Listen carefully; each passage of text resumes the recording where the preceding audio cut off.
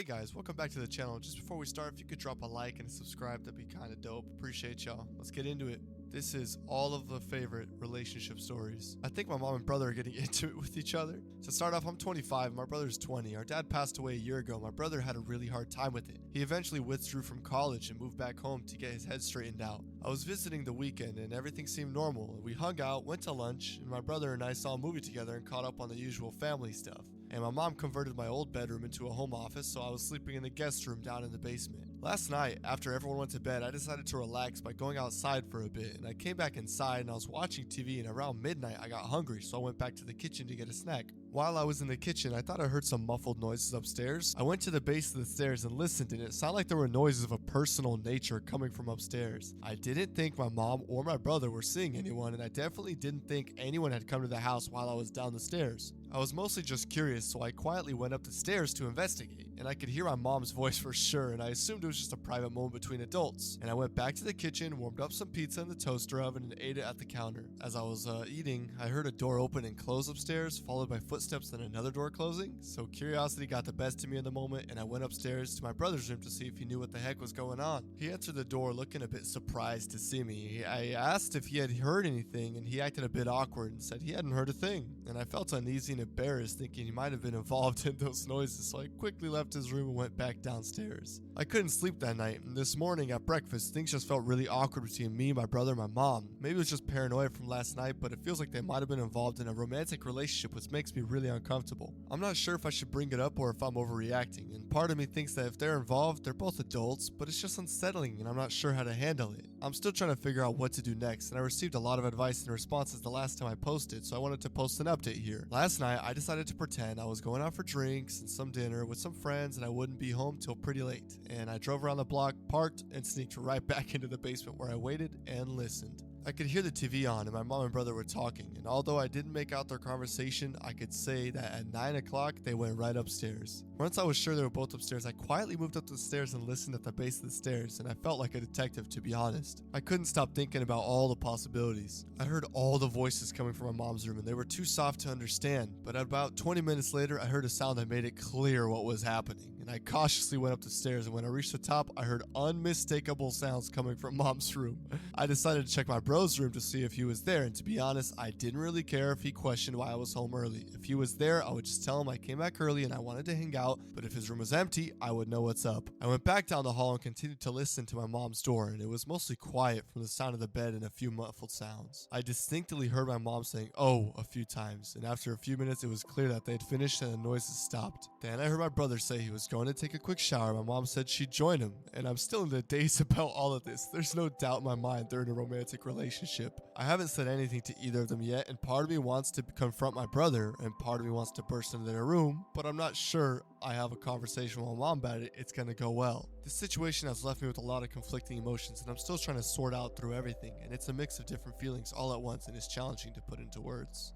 What disturbing secret did you discover about your partner after getting married? I just found out my wife slept with another man 4 years ago. We've been together for 5. And my wife and I got married 3 years ago after dating for 2 years prior. Her sister got married 2 weeks ago, and of course my wife was at the wedding party. As you'd expect, she spent 2 weeks before the wedding helping her sister get everything ready. Now, this wasn't a big deal at all because she kept me in the loop and I knew what was going to happen. A few hours before the ceremony on Saturday morning, I showed up hoping to see her before everything became hectic. And I didn't want to intrude knowing that she was busy, but I hadn't seen her since Tuesday. Seeing me outside of her parents' house, she sent her little brother out to come tell me she'd come see me in the car. Now I found this kind of odd, but I let it slide. When she finally came out, she sat next to me, gave me a kiss, and instead of being happy to see me, she told me we needed to talk. She didn't want to see her sister's big day get ruined. She told me that at the reception, I might hear some stories about the best man and her, and she didn't want it to be awkward or strange. Now this left me stunned. She admitted that 4 years ago she'd had a fling with him and that it didn't mean anything. She said she knew I tend to get jealous and wanted me to know in advance so that I wouldn't be surprised. And still, I was stunned. This was not the start to my day that I had imagined. And I told her I appreciated the information and it certainly wasn't a big deal now. She went back inside of the house and I left to eat my lunch, planning to meet her at the church. And while I was eating and looking at my phone, it dawned on me that she said she had the fling 4 years ago, but we've been together for 5. At first, I thought she just told me the wrong time, but then I started to remember a year and a half into our relationship when she was acting strange. she was unavailable when she usually was, and she went on 2 weekend camping trip with her work friends. I was quite unsettled by this, but I knew I had a long day ahead of me. I attended the wedding and watched everything, keeping my feelings to myself, and after the wedding, as I congratulated the bride and groom, the best man was there, and my wife was standing with a different person. I just acted as if it was not a big deal. At the reception, I waited a long time for them to arrive because of all the photos they had to take. And when my wife finally arrived, she sat down with me, and I decided not to say anything as not to distract her from the day. However, she then told me that she would be dancing with the best man as the bridesman and groomsmen were set to dance. I questioned this, but she told me that the maid of honor and her partner were actually married and wanted to dance with each other. Now, I was a bit upset, but I tried not to let it show, and thankfully I chose not to drink, knowing that I can become a little bit angry when intoxicated. Now, she was socializing with everybody around her, and then the dance part came around. The best man came over, extended his arm, and she got up. I made a point not to watch. After the dance, they returned joking and reminiscing about old times and places, and she decided to introduce us to each other. I was less than cordial, which did not seem to deter him from sitting and chatting with her for a few minutes. The more they talked, the angrier I became. Eventually, I excused myself to go to the bathroom, and when I came back, he was gone.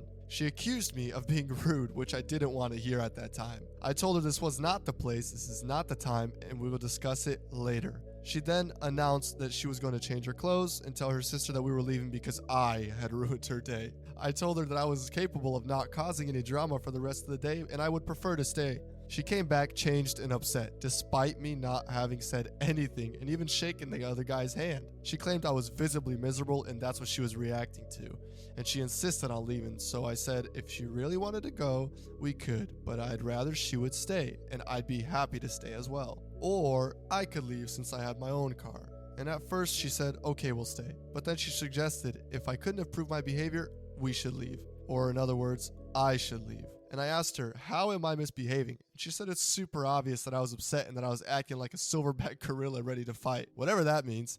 I was taken aback. I returned inside and sat down while she mingled with the guests. I spoke with their brother for a while, but eventually ended up back on our table talking with their Gma. We left at the same time and I arrived home just before she did. I was sitting in the living room waiting for her when she arrived and immediately asked her to clarify the story about the best man. She repeated her initial account, and after staring at her for a while, I asked her if she was sure about the time frame, and she confirmed. I then reminded her that we'd been together for a year when that occurred. Instead of denying it or seeming flustered, she simply said, I know. She then explained that they worked together and it was just a physical thing. She thought we weren't in a good place at the time and never intended to leave me. She was just having some fun for a few weekends, and she said it was probably a mistake to tell me now, but she didn't want me to get blindsided. I didn't react the way that she thought I would. I ended up having a massive argument, and it concluded when she accused me of being childish. I told her I needed time to think about it, and she told me there's nothing to think about. We loved each other and this didn't change anything. That was 2 weeks ago and I'm still not over it. She's been trying to get me to talk to her for the past few days, but I admit that for whatever reason, I'm not viewing her the same as I did before. This part of me is like, this is stupid. It happened a few years ago and we're married and there hasn't been any problems at all. But then this other part of me is like, I just found out she cheated on me and it hurts. And what makes it worse is that instead of trying to understand how I feel, she's trying to guilt me into not even thinking about it at all. And I just don't know what to do. Has your ex ever come to you begging for forgiveness? I absolutely love my last girlfriend. Her name was Jess. We were engaged and set to live a very happy life together. However, there was always one guy who I was kind of insecure about. She always made jokes about how attractive he was. Well, our wedding came around and everything was planned. The wedding was literally 4 days away. However, the guy who I was insecure about was in town and newly single as declared on his social media. I woke up one morning 4 days before my wedding, to be exact, to find a note stapled to my fridge. It was very long, 6 pages to be exact. The letter explained that she is sorry for bailing on the wedding when it's so close, but Jason is back in town and she's sick and tired of hiding their love. She confessed to cheating on me with him for months before this, and she said the guilt had caught up to her and she could no longer live with it. Her and Jason were moving to a different state and she told me she is changing her number and to never call her again. My entire world shattered and I drowned myself with alcohol and substances. Over the next year, however, over time, I was able to stand back up on my feet. However, all of this left a permanent hole in my heart. 2 whole years later, my doorbell rang. Standing there was Jess in tears, saying how sorry she was and how she wanted me to take her back. She gave me the biggest ever sob story. They dated for 2 years and she told me Jason repeatedly laid hands on her, severely hurt her, and showed me a scar he left on her neck. He stole all her money and got her pregnant, then left without a word, and she has no idea where he is. She told me she now has a 3-month-old son and would love if I could give her another chance. She then, word for word, asked me to be the child's dad.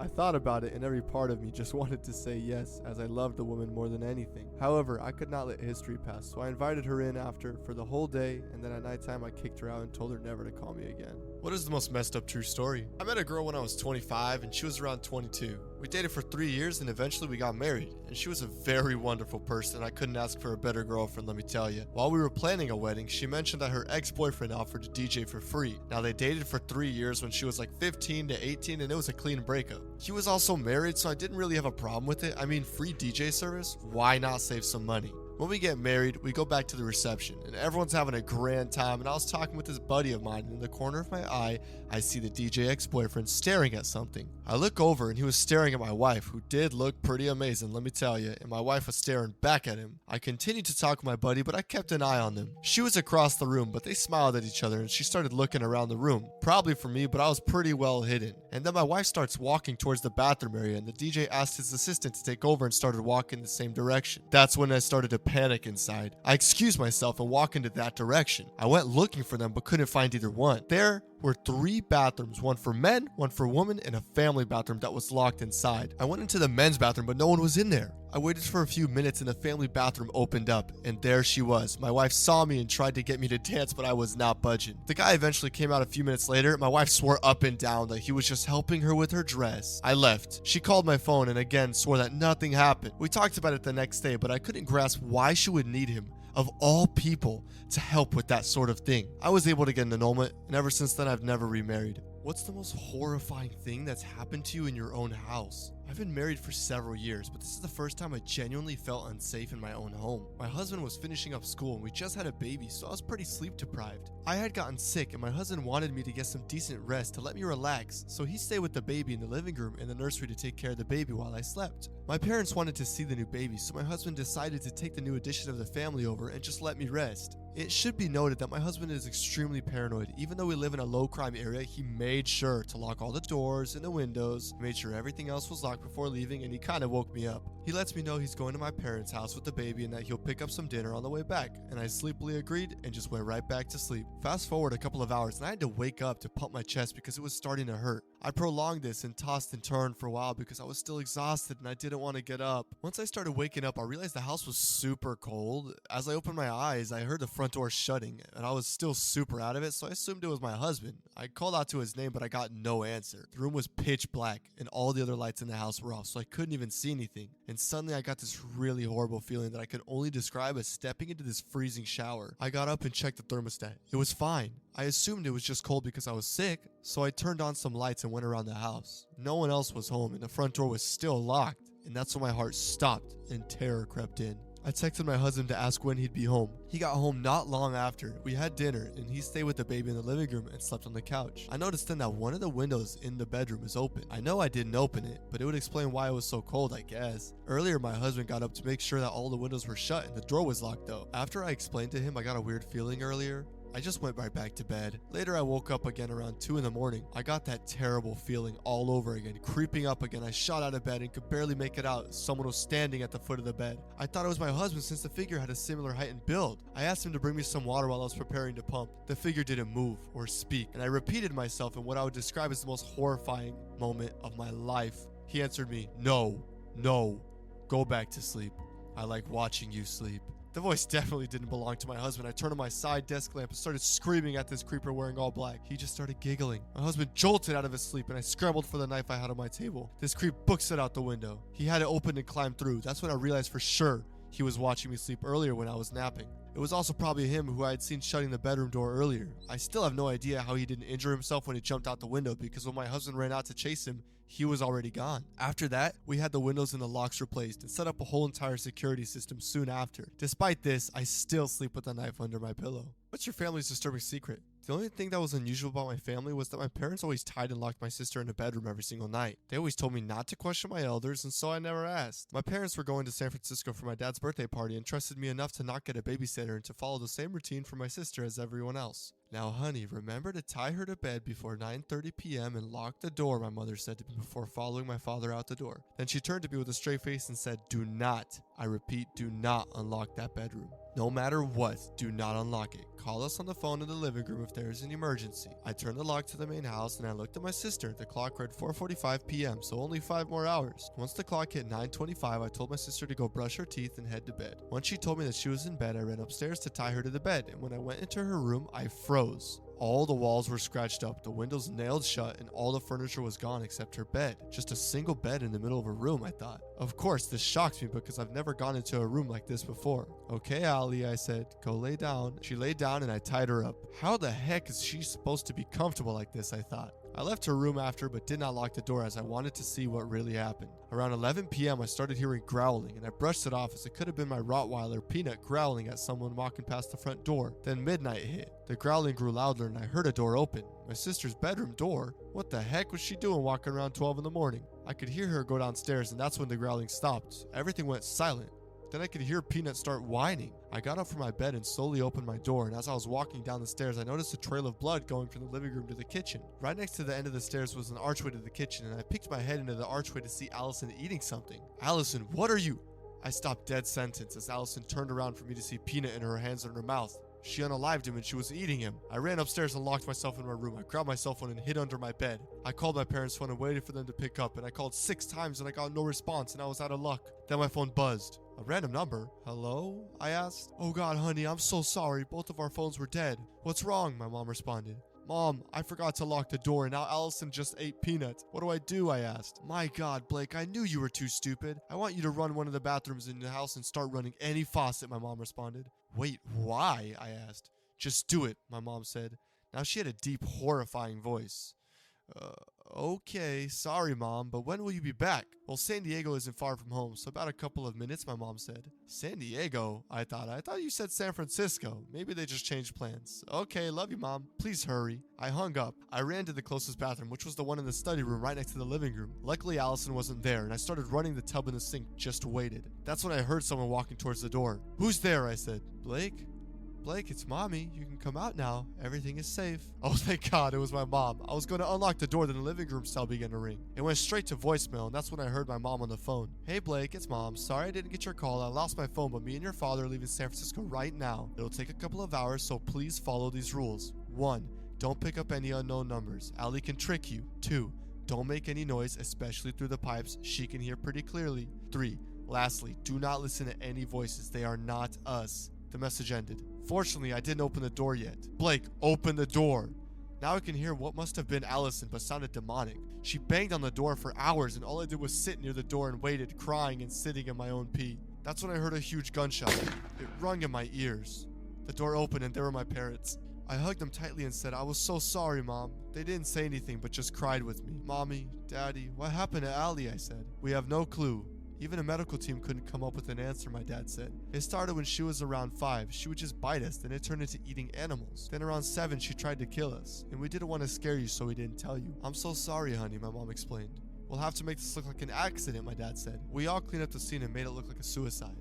We also wrote a letter about how Allie felt pressured and wanted to end it because of all that. Everyone believed it, and now that's just a little family secret we have. What's the scariest real story ever? The story I'm about to tell you is 100% true because it happened to me, and it's probably more spooky than it is scary. I'll let you be the judge. And many years ago, before there were cell phones, we had these little things called pagers strapped to our hips, and someone would page you with their phone number and you would call them back when you got a phone. As an on-call audio-visual technician, my pager would just go off all the freaking time. Like most people who use pagers, our clients knew that if you followed up with a 911, it would indicate to a technician to stop whatever they're doing and to call right away. Although I was busy, I rarely, if ever, got 911 calls. One afternoon while I was traveling from Orlando to St. Petersburg, my pager goes off with a number I didn't recognize, followed by a 911. I immediately found the first exit, pulled into this little truck stop looking outside of Plant City, and went to use a payphone. This takes maybe 3 minutes tops. I walk in, ask for some change, and I head to the wall where there are 4 payphones to choose from. I quickly pop a quarter in, dial the number displayed on my trusty pager, and it rings, rings, rings, and rings. And at this point, I get a little bit worried. Who would page me with a 911 and not answer their phone? It's just about then that I notice another ringing sound in addition to one in my ear. Weird. I pull the phone from my ear and 2 phones hanging over the wall are going off. Another payphone starts ringing, but with an incoming call. I hang up the phone I'm holding and the ringing stops on the other phone. I walk over a few paces, pick up the other phone, and I look at the phone number printed above the buttons. I look at the number on my pager. I look at the number on the phone again. Except for the 911, they are identical. I kind of lose my breath for a second. Then I make my way over to the girl at the counter and ask if she saw anybody use the payphone. She said I was the only person in the store for the last hour, and this whole episode probably took 15 minutes. I was freaked out. The hair on the back of my neck was standing straight up, and I just wanted to get out of there. I got back in my car, went about 10 miles down the highway. I came up on a scene that looked like a bomb went off. A 4-car pileup involving a tractor trailer hauling a load of steel that had just come loose. State troopers and paramedics were just arriving, and I have no idea why I got that pager or from whom or for what, but I'm convinced that if I hadn't, I would not be alive to write this today. What's the best relationship advice you've ever gotten? My father gave me this advice shortly after I got married to the love of my life, and he knew a thing or three about a lifelong love. When my mom passed away, they had just celebrated their 63rd anniversary. I was working long hours and feeling put on when I would come home to see my wife needing help with housework and the baby. She didn't come right out and accuse me of slacking, but I felt the suspicions. I was lamenting to my dad, saying that I just wanted a 50-50 split, thinking in my mind it would bring us a nice solution, and he nodded in his own nonsensical way and gave me the sagest piece of life's wisdom. He said, "There's no such thing as a 50-50 split. Things will always be unequal between partners. Some days you'll be called on to give more because your wife needs more help, but the scales will always tip back. And next week you may need more support than she does, and at times you may be called on to even give 100%, or you may need her complete support because you have nothing left to give. But here's the important part. If you're not willing to accept this temporary, unequal state of affairs, you should not be married. If you don't love your wife enough to put her happiness and well-being above your own, then you don't deserve it when she does that for you." My dad's been gone for 7 years now, but by following this advice, my wife and I have been married for 44 years. We have 3 sons and 3 grandchildren, and as we aged, my dad's advice has been more pertinent. In the past year, we've had to undergo heart surgery, and I've had a quadruple bypass, hesitating a lengthy stay in bed. My wife was a trooper the entire time. She did everything for me so I could get up and move around on my own. 7 months later, she had a pacemaker implanted, and I got to return all those favors. In both cases, the one being cared for felt worse about needing so much help that was imposed on the other, and that's what a marriage should be. What single moment kills your relationship on the spot? It happened last week. We both went out for dinner. She's a pure vegetarian and I'm a non-veg. To come into this relationship, she made a pact that she would never eat non-veg ever. I said yes.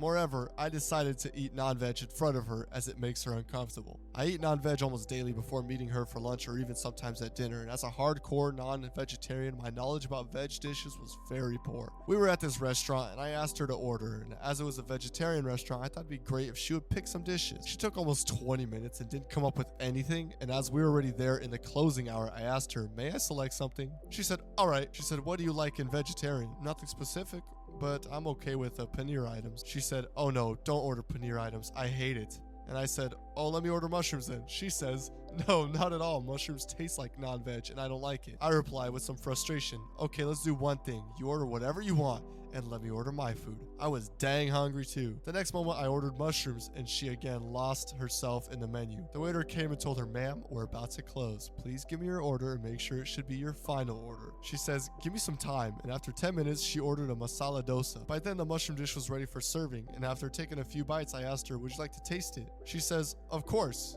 And after she tasted it, in the first word she says, "OMG, this tastes like poop." How can someone eat that? That's why I hate mushrooms. I said, "Don't you think you should think about other people? Sometimes I eat vegetarian just because of you. You're super picky about food. Second, you're commenting on the food also, and that's way too loud." She says, "I am like that only, and I'm not going to change for anyone." That was the moment I realized I should end this relationship immediately. Not everyone deserves your devotion, compromise, and respect, and this was one of those moments. How'd you get revenge on your cheating spouse? I filmed her in the act, posted it online, got her fired from her job, and turned our kids against her. My wife and I had built a long life together over the course of 15 years, and we had 2 beautiful daughters, aged 13 and 10, who brought joy and laughter into our home. Our relationship had been strong and filled with love, but as time went on, subtle things began to come to surface. My wife became increasingly attached to her phone. She started deleting the saved passwords on our shared computer, and I couldn't help but notice that whenever I entered a room, her phone conversations abruptly ended. Now, having 15 years of marriage behind us, I was hoping it wasn't real really obviously what it seemed to be. So one day when she told me she was going to spend some time with her girlfriends, I decided to follow her. And sure enough, I found her driving to a hotel to meet with a guy named Steve.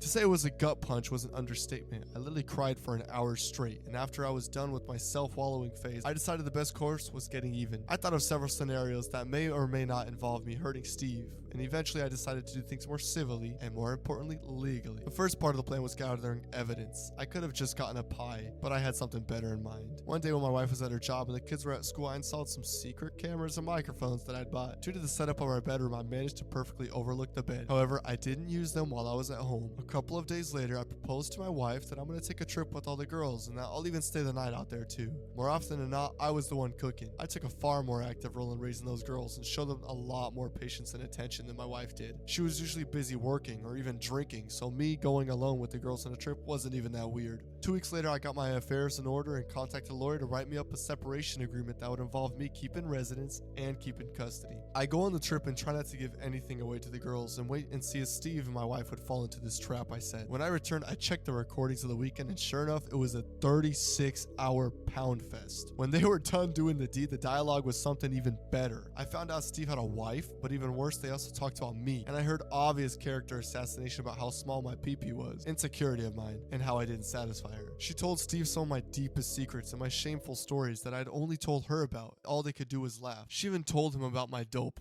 about how I attempted to take my life when I was 16. So at this point, I didn't have any doubts on what I wanted to do. Before my wife left, I confronted her with the video and told her that she either signs the separation agreement and leaves the house, or the girls are going to receive an in-depth explanation of all the positions in which mommy cheated on daddy. I wasn't going to do that, but just to be clear, I love my daughters too much.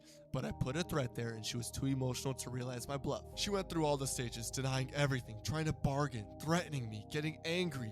Eventually, she just signed the paper and she departed that very evening after she told her goodbye to the girls. I didn't show or tell the girls anything graphic. I was always honest with them, which is another reason why I always was their favorite parent. So I just said mommy had been unfaithful. It didn't take long for my daughters to understand why we had to separate. They were furious that their mother had broken the family apart. I knew that she was going to fight me for custody in court. Basically, she started to tell my younger kid about how it was all my fault and I wasn't forgiving her. Her lawyer even started to demand she received custody. So I finally activated my revenge plan. Enter a trip to South Carolina. Why South Carolina? Simple. Fort Summer. I wanted my daughters to see it. I definitely didn't go there because it is one of those places where revenge content isn't illegal, where I could upload my wife and Steve's doing in intimate moments with no worries on the internet and such sites. You can't be prosecuted for crimes there. It wasn't illegal, and they committed those crimes. I especially made sure to include the clip where Steve couldn't get up. I sent the link to my wife's employer, her job, her clients, and everyone in her line of work just to be sure. I sent it to Steve's wife and his firm. Of course, I felt sorry for his wife as she was an innocent victim in all of this, but I think it's better she found out. As for my wife, this was the end of a chance to get any custody, and she soon got fired from her job of 8 years. I got custody. Due to her being unemployed, I got no alimony. But honestly, I can make enough money to sustain both me and the girls, so I don't care. And I'm good enough at caring for all of them.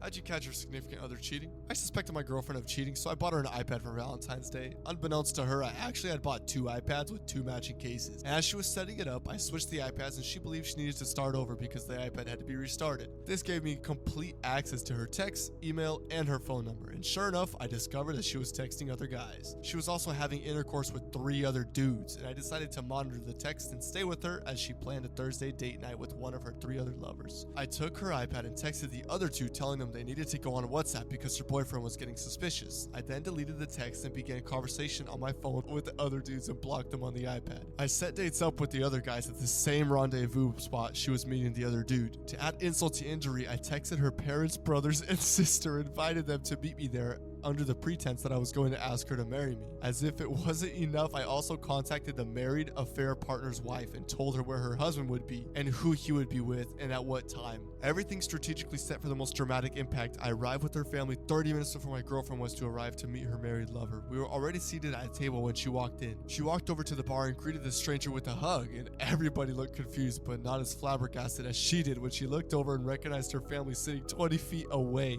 She was formulating her response in her head and trying to make sense of the situation. At that very moment, her other affair partners walked in, who happened to recognize the first married one because they were all coworkers. An argument quickly ensued just as the third partner arrived. I wish I could replay this moment over and over in my head. She started putting the pieces together and realized I had planned this mess. She started screaming and berating me, calling me a loser. At that moment, in walked the wife of the original date. A screaming fight ensued between all the parties involved and everybody getting kicked out from the restaurant. Then I broke up with her. My girlfriend, 28F, is pregnant, and I, 27M, hate I cannot do anything for her. I had surgery on my lower back a few weeks ago and not supposed to do anything except lay in bed for the next 3 to 4 months. My physical therapist says only walk to the bathroom and short walks around the room on the walker for about 5 to 10 minutes. Other than that, don't do anything. I can't even fluff my own dang pillow. My girlfriend is over 2 months pregnant. We found out right before the surgery and we were really excited to have the kid, but I just hate how she's having to do everything on her own now. Honestly, she is a rock star, making all my meals, doing all the grocery shopping every freaking week, all the laundry, chores, doing all the housework on top of taking care of me, waking up at 3 in the morning when it's time to take my meds, even though she has work in a few hours. All of this on top of being pregnant and dealing with all the symptoms when she wakes up in the middle of the night to go puke. I can't even get up and be there by her side, holding her hair and rubbing her back because I can't move on my own. I hate feeling this so much. I hate seeing how useless I am right now, watching her do everything. Feeling like telling her thank you or saying how much I appreciate her isn't enough for all that she's doing. This amazing woman is carrying my child. It should be me pampering her right now, not the other way around. Is there any way I can repay her? Is there any way I could do something to show her how much I appreciate her for everything she's doing right now? I think I got addicted to my wife during quarantine. Now, this is the cheesiest thing ever. I'm not sure where else to say it, but it's kind of stuck inside of me right now, and I gotta get it out. I love my wife. She's the best person I know. Super cool, super fun, and we could be around each other endlessly and we never get in each other's space or in each other's way. I could be myself, do my thing, and we might just pop into each other's space for a couple of minutes for a word or cuddles or kiss, and that's it. We both work really long hours, and so pre-pandemic, we'd only have a limited amount of time, like weekend trips or right before sleeping. That's the only time we'd have together. But now we're together all freaking day, and it's freaking amazing. We don't have to do everything together or anything, but I now have access to my favorite person of all time pretty much whenever I want. So now I think I got totally addicted to her. I don't know what the heck to do when I leave quarantine and when I have to go back to work. We've been together for 10 years. We grew up with many ups and downs, none related to us per se, just life beating us up a little bit. We've had this kind of endless and limitless time to be around each other, and it's awesome. Last night I had felt what felt like a long and involved dream. I woke up feeling like I missed my wife. I don't even know what the heck that entails. I'm around her all day. She was next to me the whole night. I even woke up to go pee once and I just snuggled up on her instead. And still I woke up feeling like I missed her. If you got this far, I'm really sorry because I'm probably making you vomit from the cheesiness, but I have lost my dang mind here and someone else needs to know. People have been cheated on. Did karma ever catch up to your ex? I take a twisted pleasure in what's become of my ex-wife. We were married for 15 years and together for 17, and during our marriage she cheated on me with a coworker and left me for that guy. They moved in with their retired parents who were living on a fixed income. While I was out of work due to an injury, she filed for divorce and got half of our assets, plus alimony until she remarries or turns 65, whichever comes first. Since then I've worked 2 jobs to get back on my feet and live in a modest apartment. Not ideal, but it works. The alimony is deposited into her account without any paper trail, so she doesn't know how much she gets until the end of the month, while I've managed to buy myself a small house, own 2 cars outright, and supported my kids even though they don't even live with their mom. To top it off, I'm now with someone who treats me right. Unlike before, seeing the pictures of my ex-wife's life, now that they're living at their parents' place, brings me some sick satisfaction. Knowing that they can't even support themselves, let alone the 3 kids we have together. Their parents recently had financial troubles due to their dad's heart surgery, which means way less money coming in from the alimony payments as well. So it looks like karma finally caught up with her. Hopefully this makes them realize how wrong their choices were and how serious the consequences can be if you prioritize cheating over loyalty and love. I cheated back and left the state. I just found out she ended her life. I began dating my roommate friend a few months ago after finding out she had feelings for me during a conflict we had about me moving back to my home state after graduation. It was fine for a few weeks, right until my 22nd birthday. She went out with some friends and cheated on me with her ex. I was devastated. I broke it off, and in the week that followed, she love-bombed me constantly, begging and crying outside of my door, and even tried to convince me she was giving up our elderly dog so I would speak to her. I gave in and took her back after she said she wouldn't blame me if I got her back one day. I endured through the worst birthday of my life, the death of our dog, and my senior year finals and thesis presentation. And as I graduated, I was at dinner with my parents that one night. After the ceremony, I was flooded with screenshots from friends of my girlfriend and her ex. again. I blocked her number and decided I was done with her without notifying her. I went to a bar with my bros. After my dinner, I saw a girl I knew and we just started talking, and after hours of talking and dancing, we headed back to my place. The next morning, she'd woken up before me and headed to the balcony to smoke. I woke up with the sound of my girlfriend and the girls screaming at each other. They were about to physically fight by the time I had gotten out of my room. I broke it up and took the girl home, and when I got back, the living room was trashed. She was nowhere to be found. Days passed and I hadn't seen my ex. I used all the money I had to pay for last month of my lease and buy a plane ticket back home. I packed what I could, sold all the big things so I couldn't take anything with me. This took about a week and I still hadn't seen this ex before the day I left. As I was waiting for my ride to the airport, I finally saw her. She looked tired, but nothing out of the ordinary, and she told me she hated me and that I'd ruined her life. I only said, F you. I hadn't heard anything else until yesterday. Her parents turned up at my grandparents' house where I was staying, sobbing. When her mother saw me, she looked like she wanted to unalive me. She screamed that I had unalived her daughter before my nan asked them to leave. My grandpa told me what her parents said happened, and I've been in my room ever since. Despite everything, we were friends and she listed me in her notes specifically. I know cheating back like I did wasn't any better than her cheating, and I know I was wrong, but I can't believe I caused her to do something like that. I don't even know what to do now, and I'm all cried out and I feel empty inside. What's the worst thing you said during a breakup? She was breaking up with me and I told her, you know, you're right. I agree. We aren't even compatible and our relationship had been on a decline for some time. Those were my true thoughts and my feelings, and I felt a sense of relief when she broke up with me because I'd realized it was the best move for us both. So why was this the worst thing to say, you may ask? And then making her want to double down on the relationship. I was bombarded with nonstop texts, phone calls, and unannounced visits to my apartment. All of that stuff. Apparently breaking things up amicably was not how she wanted to go. And 2 months after our breakup, she had asked if I'd missed her. I told her I missed her parents more than I missed her. I had a partner who regularly threatened self-deletion after I left. She was horribly mentally, emotionally, and physically abusive to me. The last time she did this, she threatened to jump off our apartment balcony. I told her to make sure she did a backflip all the way down, so at least you could go out in style, and I left the apartment. Unsurprisingly, she didn't do it. Shocking.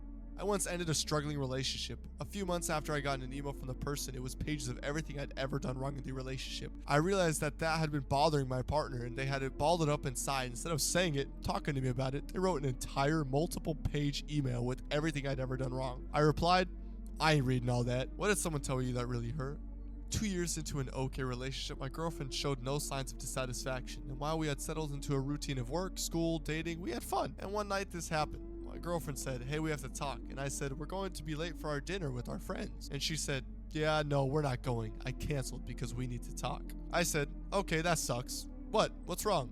And she says, I met someone else. He's someone that came out of nowhere, and he's everything I thought you were, but you're not. Now me, at this point, processing, said, oh, there's a lot to unpack there. She said, I need to be honest with you and get it out. I've been unable to sleep, so I need to get this out. I said, hold on, can we start with the meeting someone else part? She said, it's not that important. I said, I disagree. And she said, I'm not happy. Are you happy? We've been drifting for a while. And I said, this is our first conversation we're having about any of this. She said, I had to. I'm sorry. I'll just come out and say it. I had a better offer. Like I said, I know what I want, and he's it, and you're not. I'm sorry. I said, have you been seeing him while we were still together? She told me I stopped thinking of us as together about a month ago. And I said, that's when it started? She said, I don't want to get into all that. I said, you formed an emotional relationship with somebody else and now you want out of ours. Okay. She said, are you mad? I said, I'm still in the processing phase. Shock is the best word. Nauseous, sick, and sad at this moment. She said, I mean, you were just working and we do the same thing every weekend and it doesn't seem to be going anywhere. And Jay, I don't have time for a silly artist who doesn't want to get a real job. I thought you were going to be a big success, but it's been 2 years and you're nowhere. I said, I'm in college, I work, and I've had a relationship, or at least I thought I did. My girlfriend said, my point exactly. While you were working, he and I went out to the river and we took a walk on the bridge together. He told me his life's plan and he told me where he wanted me to be in it.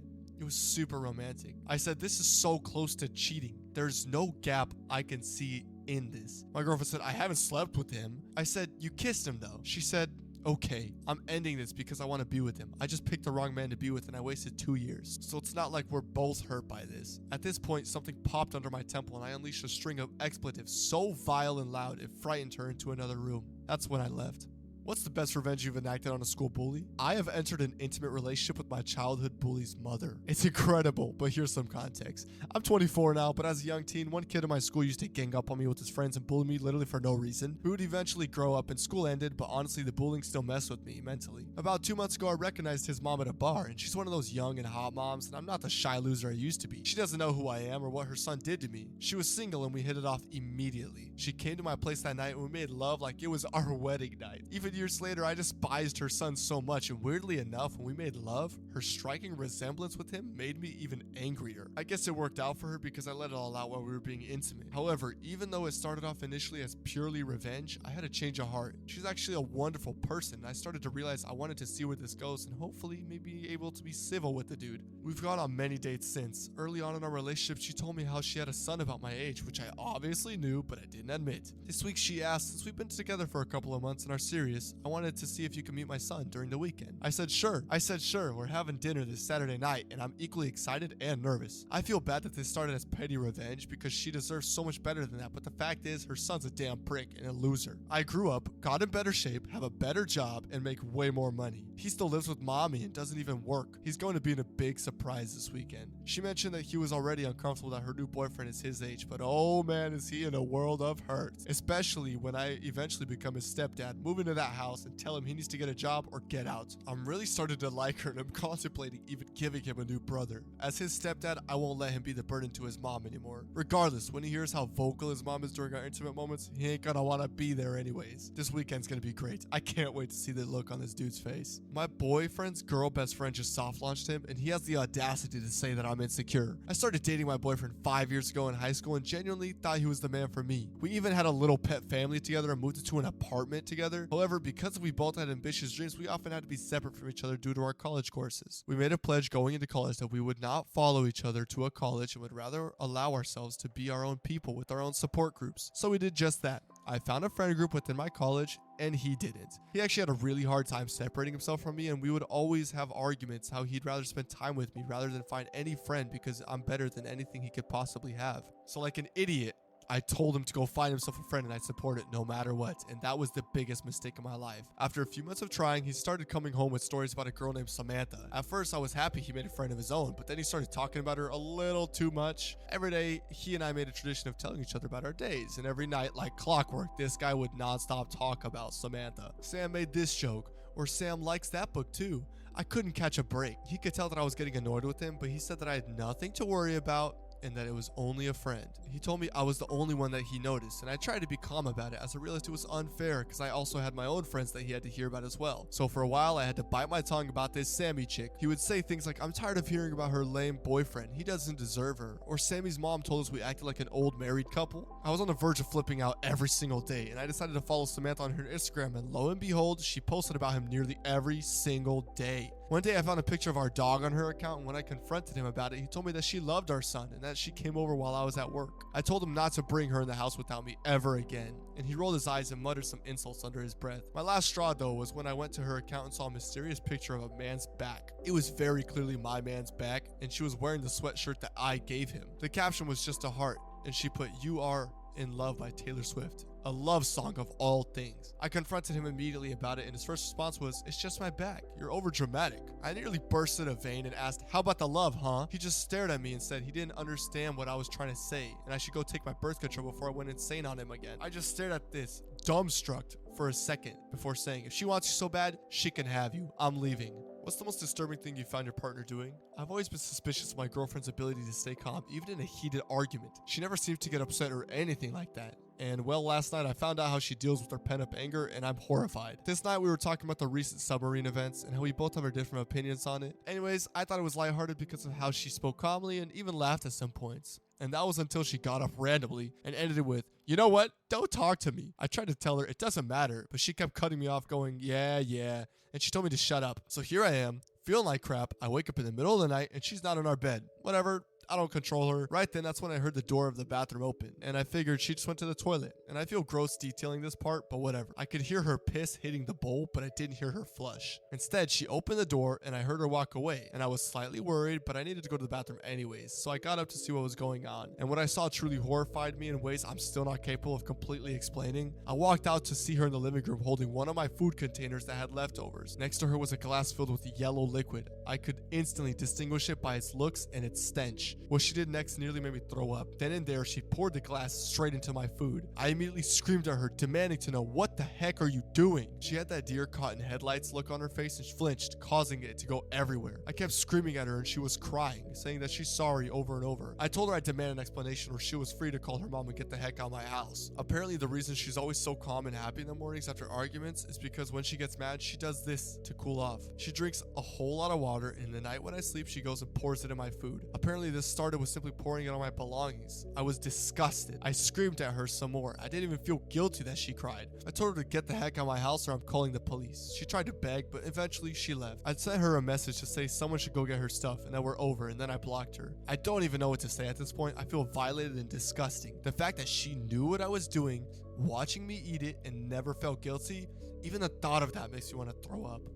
What's the most disturbing thing you saw as a child? Late one Christmas night, we were all in our beds trying to sleep. I was 15, my bro was 14 at the time. I heard my stepmom screaming at my dad, but I heard no response. This went on for 5 minutes. She hated us boys for years, and though we tried to be kind and respectful to her, she rebuffed at us at every opportunity due to the words used in screaming and pleading. I got the impression that he was beating her for some reason, and he'd never done anything like that, but I just got that impression. I thought she probably deserved it, as she's a very bad person, to be honest. After about 10 minutes, I finally started feeling bad for her getting beat, and I got up to defend her from my dad. Now keep in mind that he was an extremely quiet guy and we rarely ever talked about anything. I loved him fiercely and quietly despised my mom's treatment of us. But as I was the older brother, there was no one else to turn to. I slowly went and left my room. I stood outside of their closed bedroom door for about a full minute, trying to gather my courage to confront my father. That's when my stepmother burst out of their room, eyes wide with terror, nearly knocking me down. She said, "Dad won't be waking up soon." Then she ran out the house. Their bedroom door is mostly closed, and I stand there in the hall trying to figure out what this new information means. It didn't fit the butt whooping she deserved. Another minute of gathering my courage in a dead quiet house, I pushed the door open. My dad sprawled on the back of their bed, feet on the floor, staring with glazed eyes up at the ceiling with a hole in his forehead. My brother behind closed doors asked me, "What's going on?" I told him, "Stay in the room. Don't open the door. It'll be okay." I closed his door and went to call the police. I told him my dad shot himself in the head. He's dead, so there's no hurry. I think I imagined someone crashing while trying to hurry there, and I didn't want anyone to do that. They tried to keep me on the phone, obviously concerned about me, and I told them I'm fine, but I needed to take care of my brother.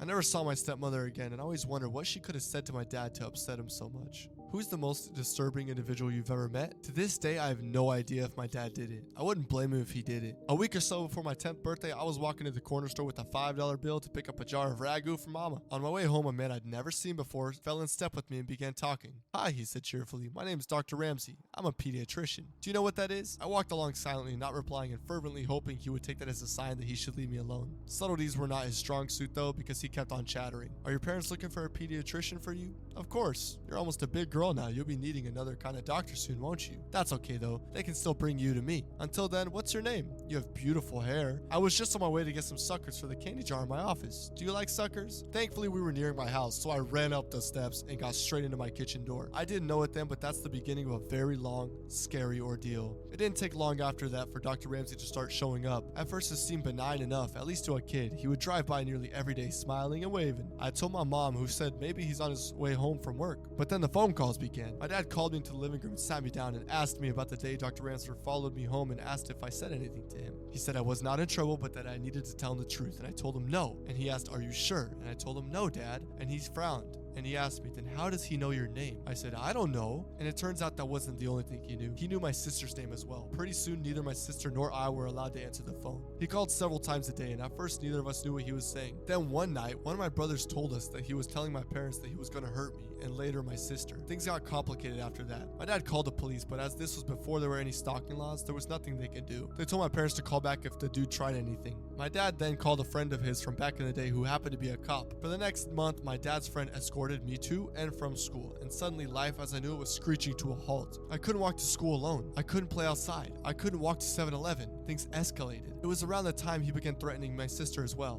One afternoon, my sister, two of my brothers, my mom, and I were in the kitchen. One of my brothers saw a glimpse of someone in the garage, and they'd seen him too. Dr. Ramsey came bolting out of the garage, my brothers chasing after him. They ran all the way to Cherokee Park, where he lost them in the trees. My parents called the cops again, but nothing came of it. The only information they had was a description and a fake name, Dr. Ramsey. A couple of weeks later, we woke up to find our dog hanging on the side porch. She was a gorgeous saddleback German Shepherd born in the same day I was, and we we were all devastated. The cops said there's no evidence it was him and they ruled it accidental, but none of us believed that. How can our dog hang itself? His phone calls became more informative. In the meantime, he would talk about who was home and who wasn't. If my brother said my dad was home, he would tell him who was really in the house. He would also talk about the house itself, about the window in the kitchen, and how he could easily open it with a wedge from the outside, even if it was locked. And even about the French doors that connected the living room to the side porch, and how he could open the lock from the outside if you jiggled it just right. That night, my dad put some carpenter nails into the bottom of the French doors until he can get a new lock ordered. My parents had to go to a company event for my dad's work. My older brothers were at a roller skating rink.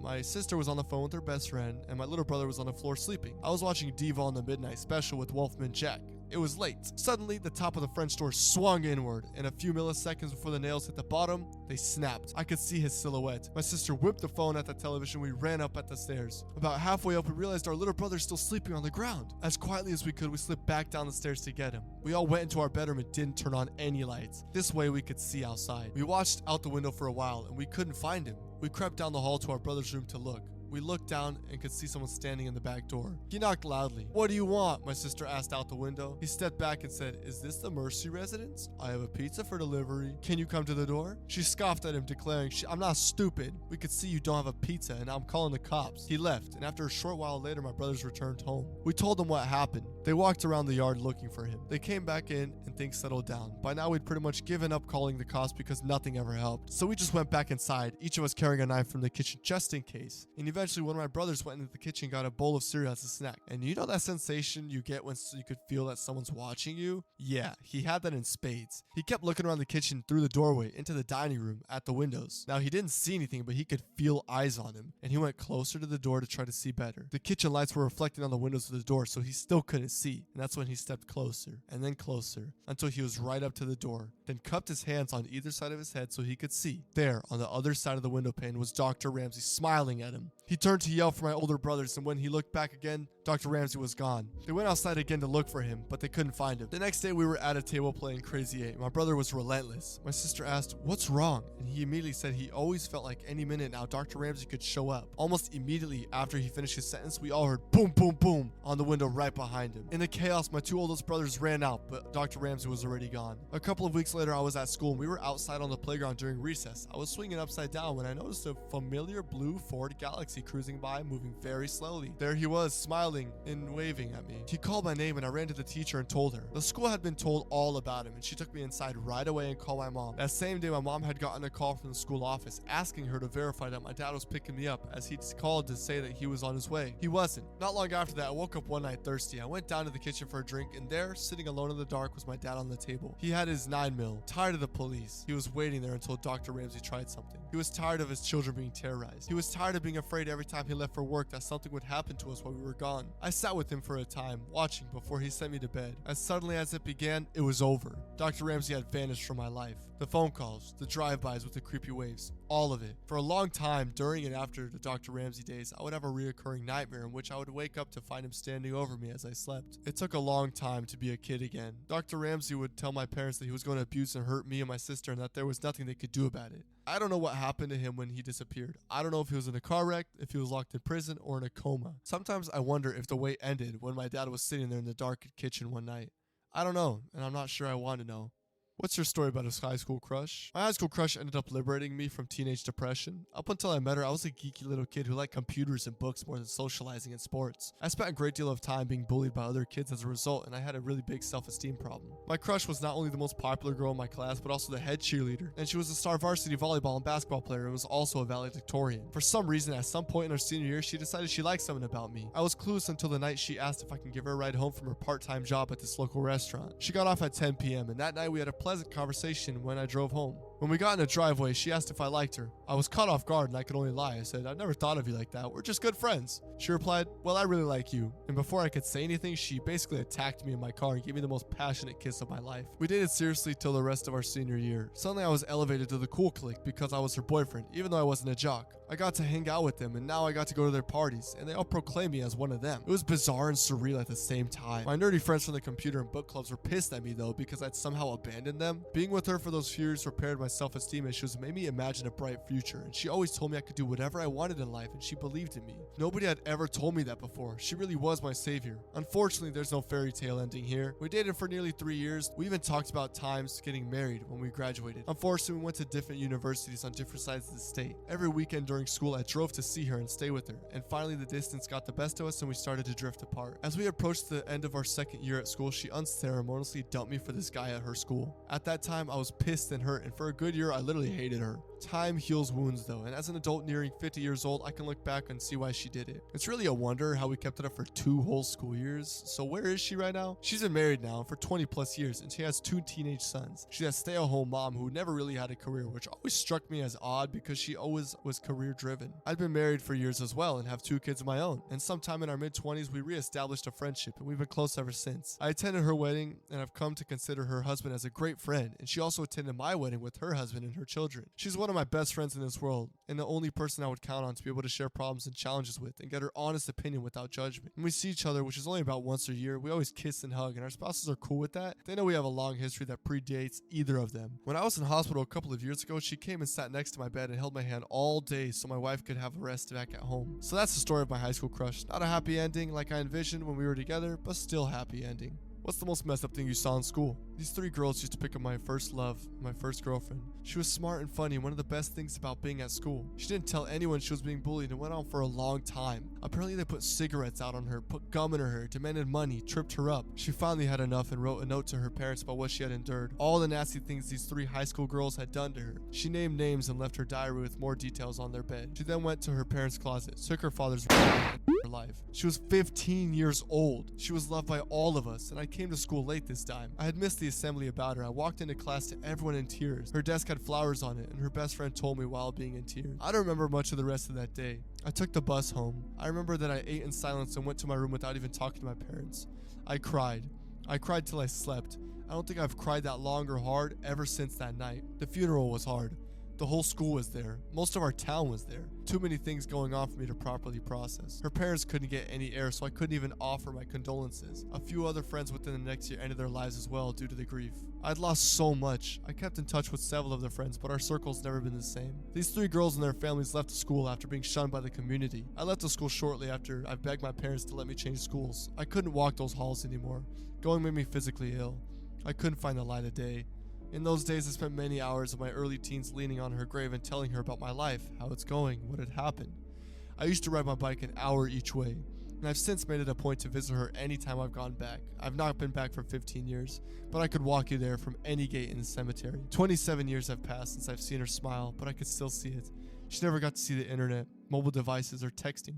She would have loved Google. She loved being right and would scour the library for more information on topics she loved. I miss her so much.